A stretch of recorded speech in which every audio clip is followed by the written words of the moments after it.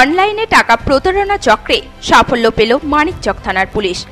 Nursing training কোর্সের নামে প্রতারণার খপ্পরে পড়ে লক্ষাধিক টাকা খুইয়েছিলেন মালদার মানিকচক কলেজের এক ছাত্রী। শেষমেশ এই প্রতারণা চক্রের এক পান্ডাকে গ্রেপ্তার করার পাশাপাশি টাকা উদ্ধার করতে সক্ষম হয় পুলিশ। জানা গেছে অভিযুক্ত যুবকের নাম মমিন শেখ। সে মুর্শিদাবাদ জেলার নওদা থানা এলাকার বাসিন্দা। প্রসঙ্গত উল্লেখ, মালদার মানিকচকের লালবাথানি এলাকার বাসিন্দা বিপিন সরকার কৃষিকাজ করে জীবনযাপন করেন তিনি। তার বড় মেয়ে মানিকচক কলেজের প্রথম বর্ষের ছাত্রী। বিগত বছর নার্সিং কোর্সে ভর্তির পরীক্ষায় বসলেও সে উত্তীর্ণ হতে পারেনি। এরপর ডিসেম্বর মাসেই এক অজানা নাম্বার থেকে ওই যুবতীকে ফোন করে নার্সিং কোর্সে ভর্তির জন্য 2500 টাকা দিতে বলা হয়। প্রথমে রাজি না হলেও পরবর্তীতে তার মত বদল হয়।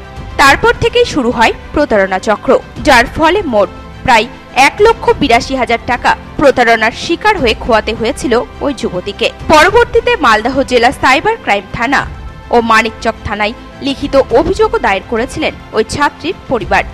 সেই অভিযোগের ভিত্তিতে তদন্ত শুরু করে পুলিশ। পুলিশ সূত্রে জানা গেছে, অনলাইনের মাধ্যমে আদান প্রদান এবং মোবাইল নাম্বার, টাওয়ার লোকেশন ধরেই অভিযুক্ত যুবক মমিন শেখকে গ্রেপ্তার করা হয়েছে।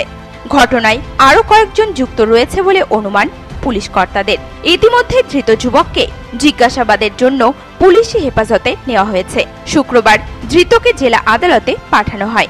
পাশাপাশি অভিযুক্ত যুবকের ব্যাংক অ্যাকাউন্ট ফ্রিজ করার সাথে প্রায় 1,80,000 টাকা উদ্ধার করতে সক্ষম হয়েছে পুলিশ।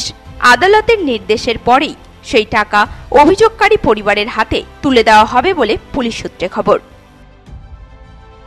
মালদা থেকে পরিতোষ সরকারের রিপোর্ট, নিউজ টুডে।